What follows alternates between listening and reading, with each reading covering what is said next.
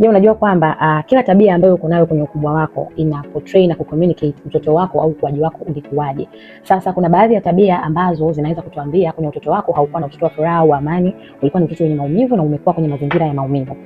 Moja ya tabia hizo ni trust issues. Kama una trust issues na kila mtu ambaye una interact naye, haumwamini, wafanyabiashara wenzio, wafanyakazi wenzio, marafiki zako, spouse wako, una trust issues bila sababu ya kueleweka. Kuna sababu kubwa sana ya kwamba kwenye utoto wako ulipita kwenye maumivu na bado una ile unresolved inner child trauma. Lakini pia tabia ya pili ni kuwa mtu mwenye wasiwasi mwingi. Unaweza kujikuta kuwa wewe ni mtu mwenye wasiwasi mwingi, sababu nyingine hazielezeki vizuri, lakini wakati mwingine bila sababu yoyote unajikuta tu una wasiwasi, labda una wasiwasi unaweza kupata ajali, una wasiwasi of future, yani you are always worried. Inawezekana kabisa kwenye mtoto wako ulikuwa umeishi maisha ya maumivu na kuna vitu sasa vina reveal kwenye ukubwa wako ambavyo unatakiwa udili navyo na uvifanyie kazi ili uweze kuheal na kuishi kwenye mazingira ya furaha na kufurahia maisha. Karibu, hapa ni The Wellbeing Oasis Tanzania. Tunatoa awareness kuhusiana na matatizo ya emotions damage, afya ya akili na maisha kiujumla. Karibu sana.